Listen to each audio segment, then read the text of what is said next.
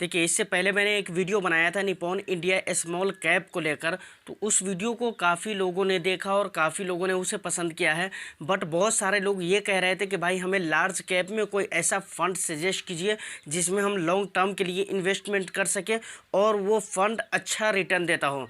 तो फाइनली फिर से आज एक निप्पॉन इंडिया का ही लार्ज कैप फंड का आज रिव्यू करेंगे और देखेंगे कि आखिर किस तरह का परफॉर्म इसने पिछले सालों में किया है और किस तरह का परफॉर्म करके अपने इन्वेस्टर को अच्छा से अच्छा रिटर्न दिया है। तो चलिए वीडियो को शुरू करते हैं, लेकिन उससे पहले हमेशा की तरह एक रिक्वेस्ट कि चैनल पे फर्स्ट टाइम विजिट कर रहे हैं या अभी तक सब्सक्राइब नहीं किया है तो चैनल को सब्सक्राइब कर लीजिए, बेल आइकन को प्रेस कर दीजिए, वीडियो को लाइक कर दीजिए और शेयर ज़रूर कर दीजिए उन लोगों के पास जो लोग इस तरीके की वीडियो देखना पसंद करते हैं। तो रिव्यू करने के लिए हमें कुछ चीज़ें ग्रो एप्लीकेशन से लाइव दिखलाना पड़ेगा और कुछ चीज़ें गूगल पर जाकर मनी कंट्रोल की वेबसाइट से मैं आपको दिखलाने वाला हूं।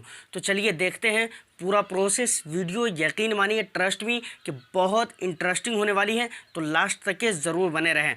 यकीनन इस वीडियो को देखने के बाद बहुत फ़ायदा आपको होने वाला है। तो चलिए चलते हैं मोबाइल फ़ोन के स्क्रीन पे। बाद अब हम आ चुके हैं अपने मोबाइल फ़ोन के स्क्रीन पे। अब सबसे पहले ग्रो एप्लीकेशन को मैं ओपन कर लेता हूं। अब नीचे में यहाँ पे दो ऑप्शन मिल जाते हैं, स्टॉक का, म्यूचुअल फंड का। तो मुझे म्यूचुअल फंड पे क्लिक कर देना है। उसके बाद टॉप में आएंगे, यहाँ सर्च बार आपको देखने को मिल जाता है। यहाँ पर फंड का नाम हम सर्च करेंगे। ऑलरेडी मैं सर्च करके रखा हुआ हूँ क्योंकि मुझे वीडियो बनाने से पहले तो देखना पड़ता है ना। Nippon India large cap fund मैंने क्लिक कर दिया है। उसके बाद ये पेज ओपन हो चुका है। सबसे पहले आप फंड का नाम देखेंगे तो यहाँ पर आपको मिल जाएगा Nippon India large cap fund direct growth. उसके बाद वेरी हाई रिस्क इक्विटी है, लार्ज कैप है। उसके बाद प्रेजेंट एनएवी की बात करें तो 65 रुपये 36 पैसे है। रेटिंग की बात करें तो 4 स्टार की रेटिंग है। रेटिंग के बारे में मैं हर रिव्यू वाली वीडियो में बताता हूं कि कम से कम आपको 4 स्टार की रेटिंग देखनी है। अगर 4 स्टार की रेटिंग नहीं है तो आप उस फंड को सेलेक्ट ही मत कीजिए।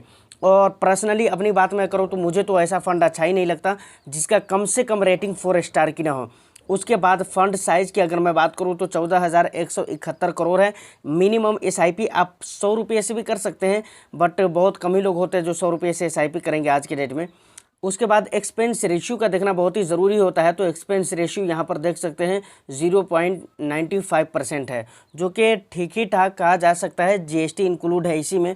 उसके बाद एग्जिट लोड के बारे में बताया जा रहा है कि अगर 7 दिन के अंदर अंदर आप अपने पैसे को रिडीम करते हैं तो आपको 1% एग्जिट लोड देना पड़ेगा।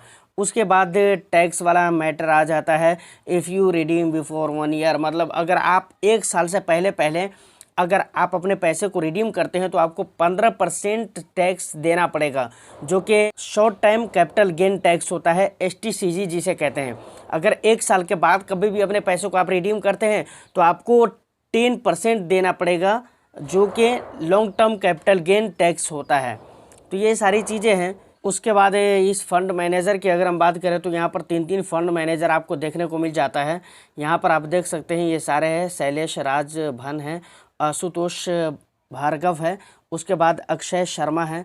ये सारे, इनके डिटेल्स को अगर आप देखना चाहते हैं तो यहाँ पर व्यू डिटेल्स लिखा हुआ है, इस पर क्लिक करके आप इनकी डिटेल्स को देख सकते हैं।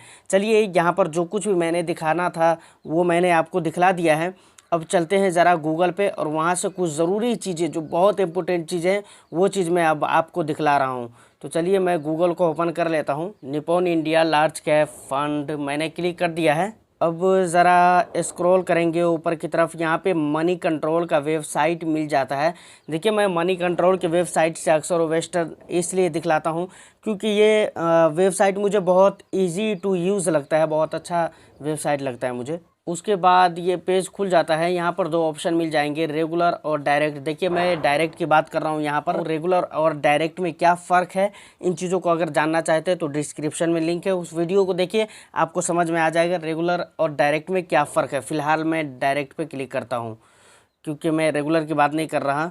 उसके बाद ज़रा स्क्रॉल करेंगे ऊपर की तरफ तो अब यहाँ पर देखने को मिल जाता है रिटर्न्स। यहाँ पर जैसा कि आप देख सकते हैं, इस वाला लाइन में आप इसके एनुअल रिटर्न को देख सकते हैं। तो सबसे पहले अगर हम बात करें कि पिछले 1 ईयर का कैसा रिटर्न रहा है, तो 23.88% का रिटर्न दिया है पिछले 1 ईयर में। उसके बाद पिछले 2 ईयर्स में इस फंड ने 16.62% का रिटर्न दिया है, जो कि बहुत ही अच्छा रिटर्न है। सबसे पहले तो आप ये देखिए कि ये एक लार्ज कैप है और लार्ज कैप होने के बावजूद भी इतना अच्छा रिटर्न अगर दे रहा है तो मेरे ख्याल से ये बहुत अच्छा है।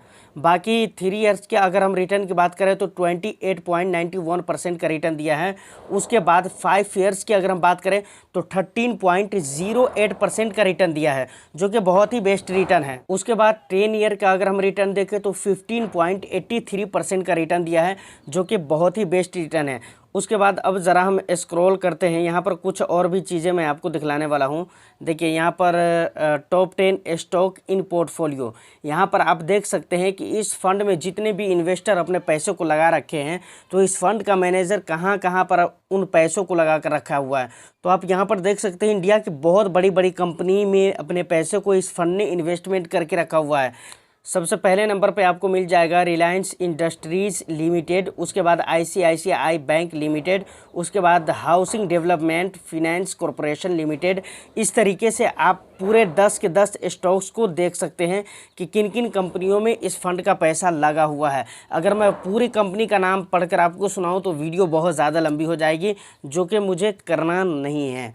तो इतना तक क्या आप समझ चुके होंगे कि किस तरीके का यह फंड है, किस तरीके का रिटर्न दे रहा है। और सबसे बड़ी बात यह है कि लार्ज कैप है, और लार्ज कैप होने के बाद मैंने जैसा कि पीछे भी कहा है कि इतना अच्छा अगर रिटर्न दे रहा है तो ये बहुत बड़ी बात है।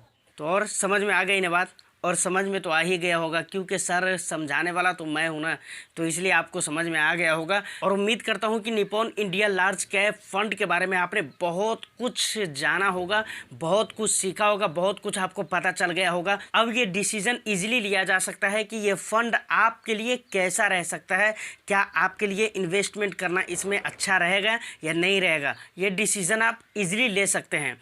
तो चलिए, वीडियो अगर अच्छी लगी है तो वीडियो को लाइक एंड शेयर कर दीजिए, चैनल को सब्सक्राइब कर दीजिए। फिर मिलते हैं किसी नेक्स्ट वीडियो में, जब तक के लिए all the best. Thank you for watching.